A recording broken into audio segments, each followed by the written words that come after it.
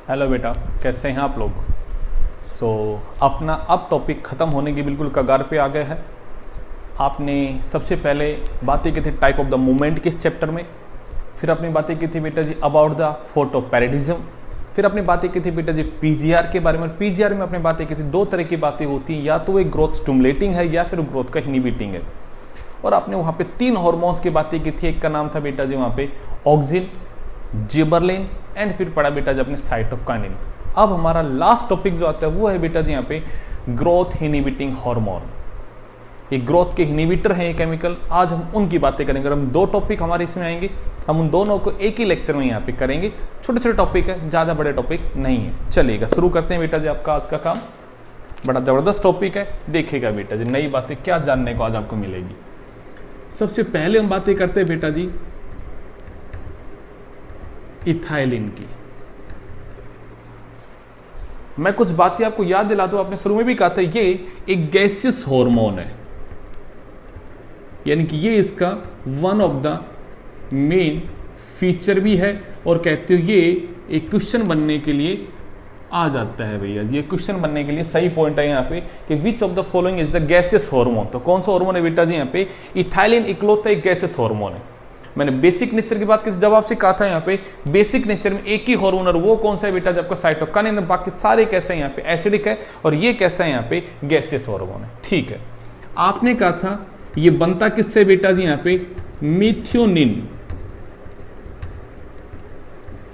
Amino acid से ये produce होता है। तो आप लिख सकते हो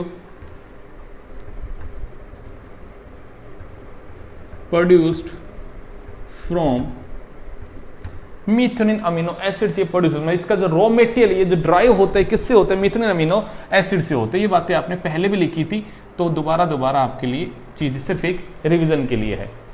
बातें आती है सर इसकी डिस्कवरी कैसी हुई, तो हम इसकी डिस्कवरी की बातें करते हैं आपके साथ। पहले यहाँ पे सबसे पहले एक साइंटिस्ट था, उसका नाम था बेटा जी यहाँ पे कोइजन्स। बातें कब की बेटा जी यहाँ पे 1910 की है। बातें कब की बेटा 1910 की। उसने क्या देखा, एक ऑरेंज रखी हुई है और इस ऑरेंज के बगल में रखा हुआ है बेटा जी यहां पे आपका बनाना। उसने कहा यहां पे रखी हुई है एक ऑरेंज जो राइप है, जो पकी हुई है बेटा जी, और उसके बगल में उसने एक अनराइप बनाना रखा। और उसने क्या देखा कि कोई सब्सटेंस है, कोई वोलेटाइल सब्सटेंस है।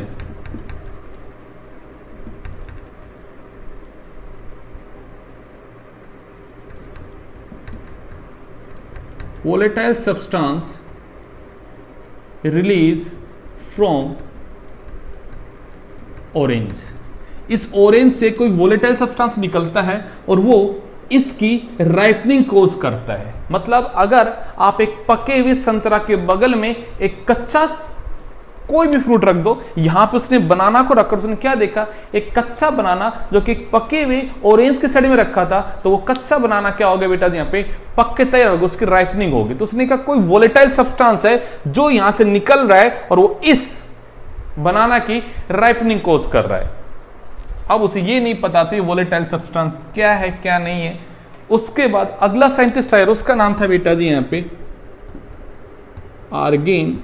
ये आए बेटा जी इन द 1934 और इसने कहा ये जो वोलेटाइल सब्सटेंस है ये है बेटा जी यहाँ पे इथाइलिन। और उसने बेटा सबसे पहले बताया अबाउट द इथाइलिन के बारे में कि ethylene is a gaseous hormone जो एक प्लांट बॉडी से डिफ्यूज होकर दूसरे प्लांट बॉडी में आ सकता है यहाँ पे आपका, और एक राइपन फ्रूट के अंदर ये सबसे मैक्सिमम अमाउंट में बनता है यहाँ पे आपका यहाँ पे। और ये राइपनिंग ऑफ द फ्रूट को अगर कोई कोज करने वाला कोई केमिकल है तो वो कौन है बेटा जी यहाँ पे इथाइलिन है।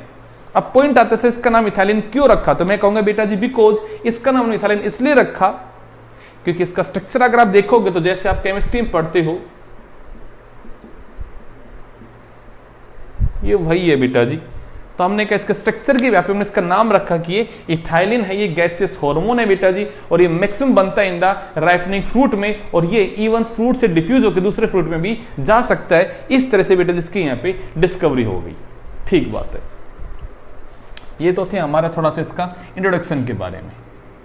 अब पॉइंट आता है सर, इथाइलिन के बारे में हमने कहा था कि मैं इसे स्ट्रिक्टली ग्रोथ इनहिबिटिंग हार्मोन नहीं बोल सकता। क्यों नहीं बोल सकता? बिकॉज ये दोनों प्रॉपर्टी शो करता है, growth promoting as well as growth inhibiting. ये दोनों प्रॉपर्टी क्या करता है बेटा जी, यहां पे शो करता है। और अगर इसकी दोनों प्रॉपर्टी है तो हम इसकी यहां पे दोनों प्रॉपर्टी को अलग अलग हेडिंग डाल के पढ़ेंगे कि यस ये इसकी ग्रोथ प्रमोटिंग एक्टिविटी है, तो ये इसकी ग्रोथ इनहिबिटिंग है, उनकी हम बातें करते हैं। तो मैं सबसे पहले बातें करूंगा बेटा जी यहां पे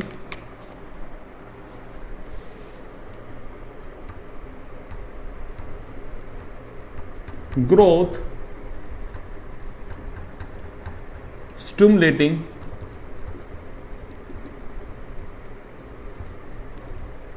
एक्टिविटी के बारे में। क्या है वो एक्टिविटीज, आज हम उनकी बातें करते हैं। सबसे पहले बेटा जी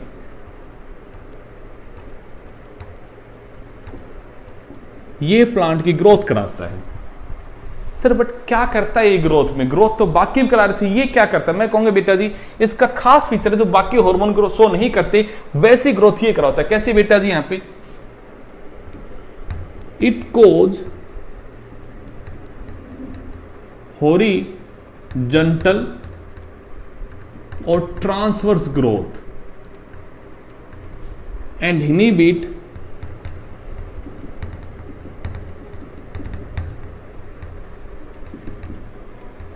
लॉन्गिट्यूडनल ग्रोथ। पॉइंट को समझिएगा बेटा जी मैंने क्या बोला यहां पे।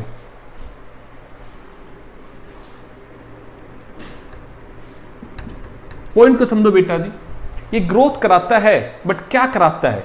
ये प्लांट की हाइट नहीं बढ़ाता, उसका डायमीटर बढ़ाता है। तो मैं कहूंगा स्वेलिंग ऑफ द एक्सिस कोज करता है। मतलब अगर ये प्लांट की स्टेम है तो ऐसे नहीं बढ़ रहे, उसकी स्टेम की बेटा जी यहां पे चौड़ाई बढ़ रही है, उसका डायमीटर बढ़ रहा है, वो एक्सिस जो है बेटा जी वो अपने आप को क्या करे, स्वेल अप कर रहा है। मतलब ये यहां पे एक्टिविटी कोज कर रहा है लैटरल मेरिस्टम की, जिसकी वजह से यहां पे बेटा जी उसकी यहां पे थिकनेस बढ़ रही है। तो मैं कहूंगा बेटा जी इसी के लिए वर्ड यूज कर देता हूं बेटा जी यहां पे इट कोज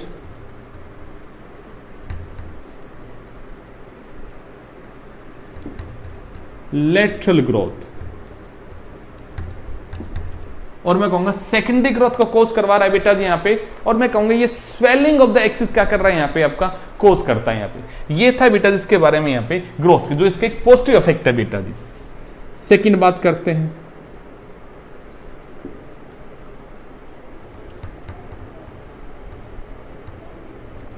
ब्रेक बर्ड और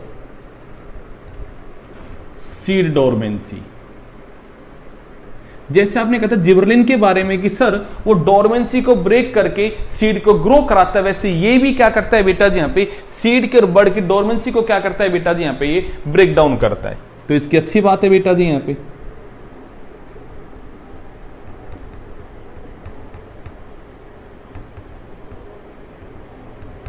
मैंने यहां पे स्पेसिफिक वर्ड लिख दिया राइस प्लांट ग्रोथ। आप चाहो तो इसे चेंज कर सकते हो। मेरा कहने का मतलब क्या है बेटा जी, जो भी सबमर्ज्ड प्लांट है, जो पानी के अंदर सबमर्ज प्लांट है, ये वो जो सबमर्ज पार्ट है बेटा जी उस टाइम की ग्रोथ को ये इंक्रीज करके उसे पानी से बाहर लाने में हेल्प कराता है। आपको पता होगा जो राइस होता है वो पानी के अंदर रहता है बेटा, तो हम क्या करते हैं यहाँ पे जैसे उसको पानी में उगाते हैं तो बेटा जी इथाइलिन बहुत ज्यादा प्रोड्यूस होकर उस राइस के प्लांट की हाइट को बढ़ाता है ताकि उस पानी को क्रॉस करके कहां सके बेटा जी यहाँ पे बाहर आ सके बेटा जी यहाँ पे। तो हम ये कहते हैं यहाँ पे ये राइस प्लांट की ग्रोथ करता है और इंक्रीज इन द स्टेम करता है बेटा जी। राइस प्लांट के स्टेम लेंथ को क्या करता है बेटा जी ये इंक्रीज करने का काम करता है। मैंने स्पेसिफिक आपको राइस प्लांट बोल दिया, आप कह सकते हो यहाँ पे जो भी सबमर्ज प्लांट है ये उनकी स्टेम की लेंथ को बढ़ा के ये उसे पानी से बाहर लाने का क्या करता है यहाँ पे काम करता है। ओके, और क्या करता है, induce lateral growth formation and increase surface area for absorption। समझिएगा बेटा जी बात को। सर प्लांट में रूट है जो मिनरल्स को या मैं कहूंगा वाटर को एब्जॉर्ब करती है। तो ये क्या करता है, जो मेन रूट है उसके लेटरल ब्रांचेस को ग्रो करवाता है यहाँ पे, और उसके अगर ब्रांचिंग बढ़ेगी तो मैं कहूंगा बेटा जी यहाँ पे सरफेस एरिया बढ़ेगा फॉर द एब्जॉर्प्शन बढ़ेगा, तो मैं कहूंगा बेटा जी इंड्यूस करता है लेटरल ग्रोथ की फॉर्मेशन को और इंक्रीज करता है सरफेस एरिया को फॉर द एब्जॉर्प्शन। अब सोचेगा एक प्लांट की अगर नंबर ऑफ रूट्स बढ़ेगी तो डेफिनेटली इसकी ग्रोथ में क्या मिलेगा, उसे यहां पे फायदा मिलेगा। तो मैं कहूंगा ये भी ग्रोथ को इंड्यूस करने वाला वन ऑफ द इसका बेटा जी फंक्शन है। होगी बातें यहां पे सर, और क्या कोज करते हैं, तो और अगली बात कर लेते हैं यहां पे पांचवें फंक्शन की। यहां पे induce flooring in pineapple and mango plant. और किसी में नहीं बट इन दो प्लांट के अंदर बेटा जी फ्लोरिंग कोज करवाता है, मतलब इन दो प्लांट पे इसका इंपैक्ट आता है कि फ्लोरिंग को इंड्यूस करता है पाइनएप्पल और किसमें बेटा मैंगो प्लांट में। तो इन दोनों के लिए क्या है बेटा जी, हमें ग्रोथ को प्रमोट करने वाला है। तो हमने इनके कुछ फंक्शंस को जाना, क्या क्या जाना है बेटा जी यहाँ पे, कि ग्रोथ को क्या करता है बेटा जी यहाँ पे इंड्यूस करता है। आपने कहा सर ये ब्रेक करता है बर्ड सीड की डोरमेंसी को। सर ये राइस प्लांट में स्टेम की लेंथ को क्या करता है, इंक्रीज करता है सो दैट इजिली वाटर से बाहर आ सके, और ये इंड्यूस करता है लेटरल ग्रोथ की फॉर्मेशन को। लेटरल ग्रोथ की फॉर्मेशन कराएगा, नंबर ऑफ रूट्स अगर बढ़ाएगी तो रेट ऑफ एब्जॉर्प्शन क्या होगा बेटा, इंक्रीज होगा। तो ये भी एक इसका पॉजिटिव इंपैक्ट है। और in the case of the बेटा पाइनएप्पल और मैंगो प्लांट में इंड्यूस करता है फ्लोरिंग को। एक मैंने आपको जब नेस्टिंग मूवमेंट पढ़ाया तो मैंने पढ़ाया था बेटा जी आपको यहाँ पे एपिनेस्टी। तो मैं कहूंगा बेटा जी यहाँ पे कोज एपिनेस्टी। एपिनेस्टी क्या था कि सर अगर ये प्लांट हमारा है, ये उसके पत्ते हैं, तो उसके अपर सरफेस पे ग्रोथ ज्यादा होगी, लोअर सरफेस पे ग्रोथ कम होगी। तो उससे क्या होंगे, वो पत्ते ऐसे टुवर्ड द अर्थ बेटा जैसे बैंड हो जाएंगे, ऐसा लगेगा जैसे पत्ते नीचे लटक रहे हैं, वो ड्रॉप हो रहे हैं, वो लटक रहे हैं ऐसे, और ऐसे फूल जो है वो भी नीचे लटक जाएगा। तो मैं कहूंगा ऐसे लीव्स में और फ्लावर में एपिनेस्टी ये कोज कराता है। तो मैं कहूंगी कोज करता है epinasty in the leaves and flower.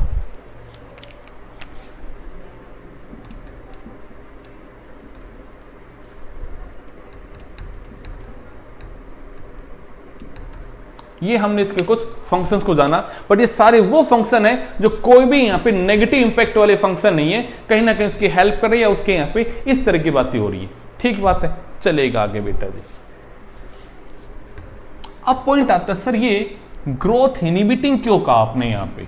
मैं कहूंगा भाई इसके दूसरे भी फंक्शन है जो इससे अलग है, और वो फंक्शन क्या उसकी बातें करते हैं।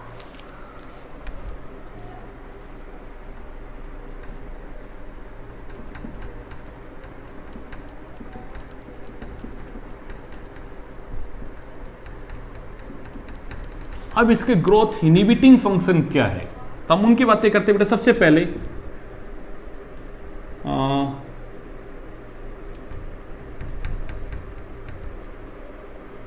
कोज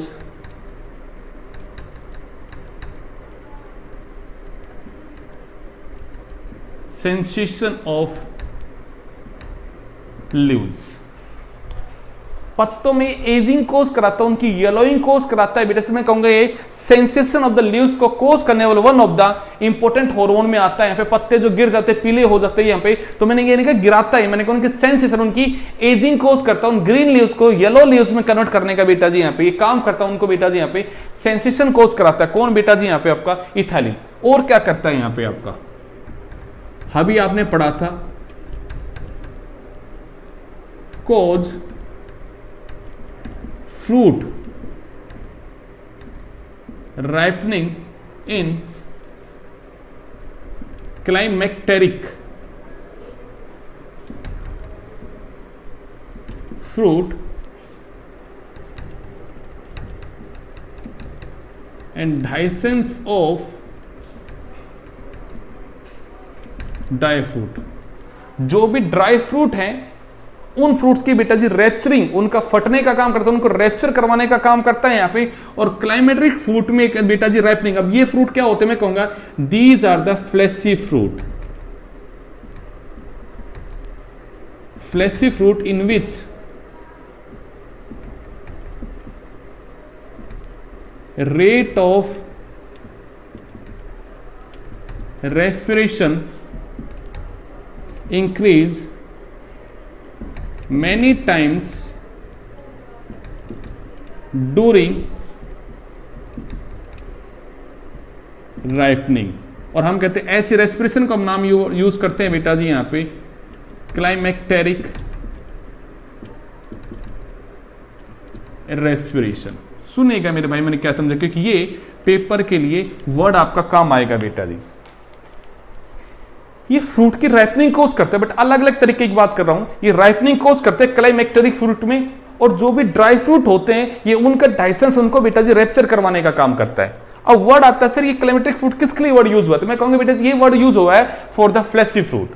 अब इस वर्ड का मतलब क्या है बेटा जी, तो मैं कहूंगा किसी भी प्लांट में रेट ऑफ रेस्पिरेशन इंक्रीज हो रहा है, बट कब, जब फ्रूट की राइपनिंग होनी हो। जब फ्रूट की राइपनिंग होनी हो उस टाइम पे उसका रेट ऑफ रेस्पिरेशन क्या हो जाए, इंक्रीज हो जाए, तो मैं कहूंगा वैसे नॉर्मल है, बट इस स्पेसिफिक टाइम पे उसका रेट ऑफ रेस्पिरेशन क्या होगा, कई गुना बढ़ जाए। मैं कहूंगा ऐसा रेस्पिरेशन जो सिर्फ फ्रूट राइपनिंग के टाइम पे बढ़ता है, ऐसे रेस्पिरेशन को क्या बोलते हैं बेटा जी यहाँ पे क्लाइमेक्टेरिक रेस्पिरेशन। हम कहेंगे जिस फ्रूट में बढ़ता है हम उन फ्रूट्स को क्या बोलते हैं बेटा जी यहाँ पे क्लाइमेक्टेरिक फ्रूट। और हमने कई फ्रूट होते कैसे हैं, ये फ्लैशी फ्रूट्स होते हैं, इनमें मीजोकार्प या जो भी पेरिकार्प होते हैं उसमें बेटा जी फूड जमा होता है जो हम खाने का काम करते हैं बेटा जी। जैसे आप आम की बात करते हो, mango is a fleshy fruit, आप उसमें जो खाते हो बेटा जो हम मीजोकार्प को खाने का काम करते हो, तो हम कहते हैं बेटा जी यहाँ पे फ्लैशी फ्रूट्स के अंदर मेनली ये राइपनिंग कराता है। और वहां पे जब राइपनिंग होती है तो किस तरह से हो रही है, तो हम ये बातें कर रहे हैं कि वहां पे हमने नोटिस किया कि वहां पे रेट ऑफ रेस्पिरेशन जो तो कई गुना बढ़ जाता है, और उसके बढ़ने को क्या बोलते हैं यहाँ पे climacteric respiration. I hope word clear होगा बेटा जी। ये इसके दो फंक्शन हो गए। और क्या करता है सर ये, तो मैं कहूंगा एक और बात है इसके बारे में यहाँ पे बेटा जी, इट कोज प्रोडक्शन ऑफ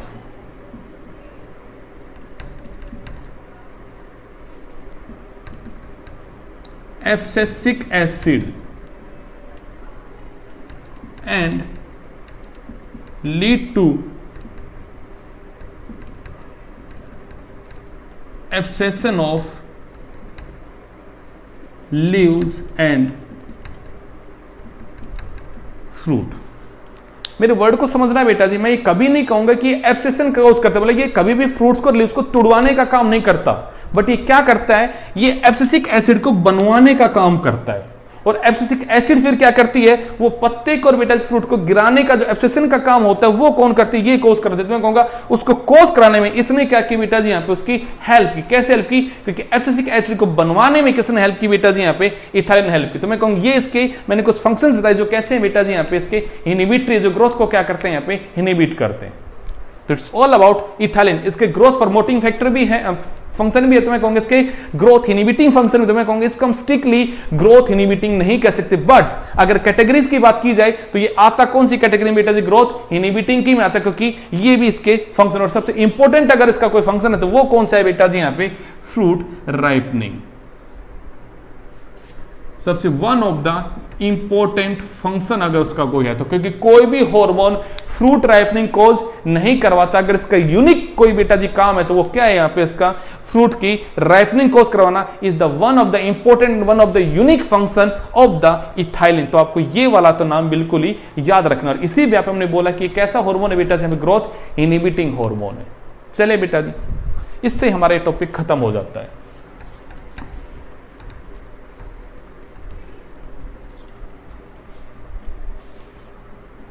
अब हमारा लास्ट केमिकल की बात करते हैं, लास्ट हार्मोन की बात करते हैं। उसका नाम क्या है बेटा जी यहाँ पे एब्सिसिक एसिड ABA। जैसा कि नाम से इंडिकेट हो रहा है it is a weak acid. Chemical nature कैसा है बेटा जी यहाँ पे इसका एसिडिक है। ओके, बात करते हैं बेटा जी इसके और क्या नाम है, तो मैं कहूंगा it is known as stress hormone. Point आता क्यों, पॉइंट आता क्यों, तो मैं इसका फंक्शन समझाता हूं, उसके साथ ही नाम क्लियर हो जाएगा। इसका one of the important function बेटा जी cause closing of stomata during water stress. अगर एक प्लांट को प्रॉपर पानी नहीं मिल रहा है, उसका रेट ऑफ एब्जॉर्प्शन बहुत ही कम हो गया, क्योंकि अब यहाँ मान लो गर्मी बहुत सारी पड़ रही है और सोइल में पानी नहीं है, और अगर उसके पास पानी अवेलेबल कम होगा उस टाइम पर अगर उसका ट्रांसपिरेशन होगा लीव्स से, तो वाटर का लॉस ज्यादा हो जाएगा, प्लांट की क्या हो जाएगी, विल्टिंग हो जाएगी। तो ये रेट ऑफ ट्रांसपिरेशन को बेटा जी इनहिबिट करता है। कैसे? ये स्टोमेटा की बेटा जी क्लोजिंग कोज करता है। It cause the closing of the stomata, और अगर स्टोमेटा की क्लोजिंग हो जाएगी तो रेट ऑफ ट्रांसपिरेशन बेटा जी क्या हो जाएगा, यहाँ पे डिक्रीज हो जाएगा। तो मैंने कहा जो वाटर का स्ट्रेस है उससे इसने क्या किया, प्लांट को बचाने का काम किया। तो मैं कहूंगा it is known as a stress hormone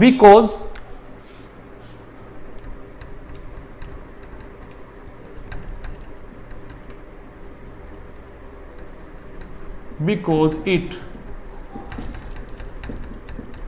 protect the plant under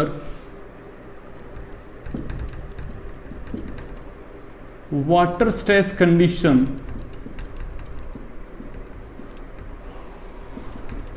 by causing closing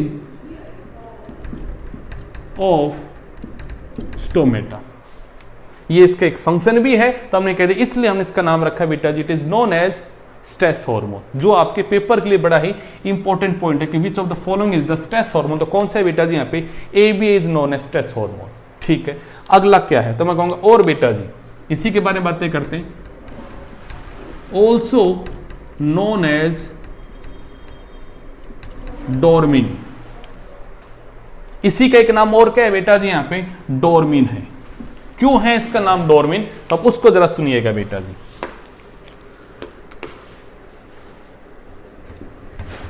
it maintain seed और बर्ड डोर्मेंस। ये इसका फंक्शन है कि जो सीड है वो डोरमेंट रहता है, टेम्परेरी वो नॉन डिवाइडिंग फेज में रहता है। तो मैं कहूंगा वो टेम्परेरी नॉन डिवाइडिंग फेज जो डोरमेंसी उसे मेंटेन करने का काम कौन करता है बेटा जी, यहाँ पे AB करता है। उस बिहाफ पे हमने इसका नाम क्या रखा है बेटा जी, यहाँ पे डोरमिन रखा। ठीक बात है, और वर्ड को सुनेगा बेटा जी, also known as abscission second और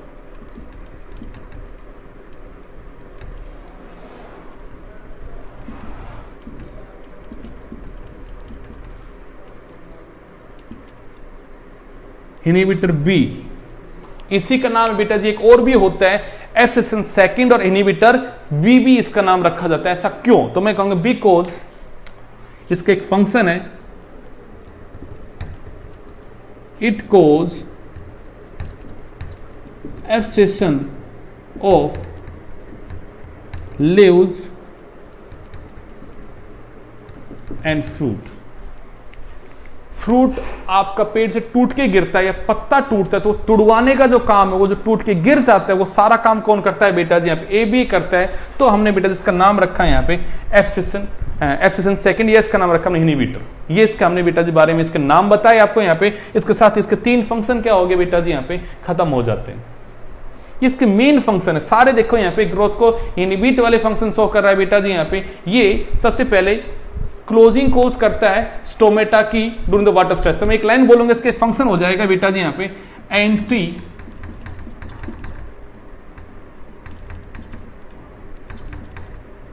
अब कुछ बच्चों के दिमाग में आएगा, सर ये तो अच्छी बात है, वाटर स्ट्रेस से बचाने के लिए उसने ऐसा काम किया, फिर ग्रोथ को इनहिबिट कैसे कर रहा है। अरे मेरे बेटा, अगर वो एंटी ट्रांसपिरेशन है, मतलब वो रेट ऑफ ट्रांसपिरेशन को अगर डिक्रीज कर देगा तो मिनरल्स का एब्जॉर्प्शन नहीं होगा। आपने पढ़ा है वाटर का जो मूवमेंट है वो 96% ड्यू टू द ट्रांसपिरेशन होता है। अब सोचिएगा अगर ट्रांसपिरेशन ही नहीं होगा तो वाटर का एब्जॉर्प्शन नहीं होगा, तो सोइल से ना मिनरल्स एब्जॉर्ब हो पाएंगे ना कुछ और, तो प्लांट अपनी ग्रोथ को भी कैसे रेगुलेट करेगा, ग्रोथ करेगा कैसे यहाँ पे, क्योंकि जब स्टोमेटा खुलेगा तभी तो CO2 अंदर आएगा, CO2 जब अंदर आएगा बेटा तभी तो फोटोसिंथेसिस होगा, तो ग्रोथ भी तो इनहिबिट हो जाएगी उसकी। अगर उसके पत्ते गिर गए या पत्ते उसके बेटा जी यहाँ पे बंद होगा स्टोमेटा, तो कैसे एक्सचेंज कैसे होगा यहाँ पे। वर्ड क्लियर हो रहा है यहाँ पे। हमने कहीं सीड की डोरमेंसी को मेंटेन करता है, सीड उगना चाहता है बट ये नहीं उगने दे रहा है यहाँ पे, मतलब ये ग्रोथ को इनहिबिट कर रहा है। पत्ते वगैरह को गिरा रहा है, फ्रूट को गिरा रहा है यहाँ पे। अब सोचो पत्ते अगर गिर जाएंगे तो फोटोसिंथेटिक एक्टिविटी तो क्या हो जाएगी, कम हो जाएगी। तो मैं कहूंगा ग्रोथ कैसी हो जाएगी, यहाँ पे इनिबिट हो जाएगी, ग्रोथ कम हो जाएगी। दैट्स व्हाई हमने कहा ये इसके मेन फंक्शन है। तो मैं कहूंगा ये ग्रोथ इनिबिटिंग हार्मोन है। नाउ पॉइंट आता है सर ये डिस्कवर कब हुआ और कैसे डिस्कवर और किसने किया, वो बात क्या है। तो मैं कहूंगा अभी तो मैंने इसके नाम और फंक्शन आपको समझा दिया पहले यहाँ पे, बिकॉज इसके 3 नाम क्यों क्यों हैं वो हमें यहाँ समझ नहीं थे बेटा जी। ठीक, अब इसके डिस्कवरी की बात अगर की जाए तो बातें करूंगा बेटा जी। यहाँ पे साइंटिस्ट का नाम था बेटा जी एडिकोट। बातें बेटा जी 1963 की। उसने इसे पहली बार डिस्कवर किया था इन द कॉटन बुल्स। जो आपकी कपास आती है, कपास के अंदर जो फूल से ऐसे आता है जहां से कपास निकलती है, उसके बुल में हमने इसके अमाउंट को पहली बार चेक किया था बेटा जी। यहाँ पर कौन था, यहाँ पे साइंटिस्ट जिसने इसको डिस्कवर किया उसका नाम था एडिकोट। और कहां डिस्कवर किया बेटा जी, यहाँ पे कॉटन बुल्स में, कि उनका जो फूल जो था वो प्रॉपर्ली ग्रो नहीं कर रहा था, यहाँ पे खिल नहीं रहा था। वो जो उसके आती है कपास को, जबकि जब टूट टूट के गिर रहे थे तो क्यों टूट रहे थे, ऐसा क्या था जो उन्हें गिरवा रहा था। तो बेटा जी उस टाइम पे हमने देखा कि एडिकोट ने बताया कि वहां पे केमिकल है जो उनका वहां पे एब्सेशन कोज करता है। उनकी प्रॉपर बेटा जी वो आपका यहाँ अपने आप को ग्रो नहीं कर पा, उसको इनहिबिटिंग अगर कोई कर रहा है तो कौन कर रहा है, केमिकल कर रहा है। इसकी फिर यहाँ पे तहकीकात शुरू हुई थी, इसकी बेटा जी डिस्कवरी हुई थी। करने वाला कौन था यहाँ पे आपका एडिकोट। आई होप नाम क्लियर हो रहा होगा यहाँ पे। और किसमें क्या उसने यहाँ पे कॉटन बुल्स में किया। तो मैंने बताया बेटा जिसके मेन 3 फंक्शन जो इसके ग्रोथ इनहिबिटिंग फंक्शन है और इसके ऐसे नाम क्यों रखे गए, वो सब बातें मैंने आपके साथ इसकी की बेटा जी। It's all about ABA। इसी के साथ बेटा जी हमारा यहाँ पे टॉपिक समाप्त होता है। हमने नर्वस सिस्टम पढ़ लिया, फिर हमने एनिमल में केमिकल कोऑर्डिनेशन पढ़ा बेटा जी, और फिर हमने पढ़ा बेटा जी यहाँ पे प्लांट में कंट्रोल एंड कोऑर्डिनेशन। और हमारा अब जो कमिंग टेस्ट है उसका सिलेबस बेटा जी पूरा होता है। I request you all NCERT book की, ये मेरे सारे वीडियो देखने के बाद बेटा जी एक बार एनसीईआरटी बुक की लाइन टू लाइन पढ़ो। और हल्की सी भी अगर कहीं डाउट आता है तो लेट मी नो कि सर एनसीईआरटी में ये चीज़ हमें समझ नहीं आती है, तो मुझसे पूछेगा बेटा जी। जो बाहर की जितनी बातें कवर करनी थी मैंने वो कवर कर ली है बेटा जी यहाँ पे। इससे ज़्यादा कुछ पढ़ाने का यहाँ पे नहीं बचा है। बट फिर भी कोई टॉपिक को कोई आप प्रैक्टिस करते हो, कहीं भी कोई दिक्कत आए तो मुझे बताइएगा। एंड कमिंग संडे को बेटा जी यानी कि कल आपका टेस्ट है, तो वही सेम टाइम 4 PM पे आपका टेस्ट होगा। और उसमें वही काम टॉपिक आएगा जो हमने पूरे इस वीक में पढ़ा, यानी कि हमने प्लांट को पढ़ा है और जो हमने एनिमल के हॉर्मोन्स पढ़े इस वीक में उनकी ऊपर बातें होंगी यहाँ पे। हमने लास्ट वीक में पढ़ लिए थे बेटा जी पिट्यूटरी और हाइपोथैलेमस। उसके अलावा बाकी जो ग्लैंड है बेटा जी उन सब के ऊपर क्वेश्चंस, और बेटा जी आपके यहाँ पे प्लांट कंट्रोल कोऑर्डिनेशन के क्वेश्चंस के ऊपर बेटा जी आपका टेस्ट होगा ऑन द, यानी कि कल आपका संडे को 4 PM पे। तो अपने आप को तैयार कीजिएगा और कहीं भी कोई भी डाउट आता तो मुझसे पूछेगा बेटा जी। थैंक यू बेटा जी। एंड वन थिंग, ये सिलेबस मैं पूरा कर पाया हूँ just because of you all, because आप लोगों ने बहुत अच्छा मेरे साथ कोऑपरेट किया। बहुत ज़्यादा सिलेबस था एंड आपने पर डे 2-2 वीडियो देखे मेरे, तभी ये सिलेबस पूरा हो पाया। आगे हमारे पास फिर भी थोड़ा काम कम हो जाएगा, बट आप इसी तरीके से बेटा जी सपोर्ट करते रहिएगा और जो भी वीडियो भेजते हैं उसको देखिएगा। फिर भी कहीं कोई डाउट आता है बेटा जी तो पूछेगा मुझसे। थैंक यू बेटा।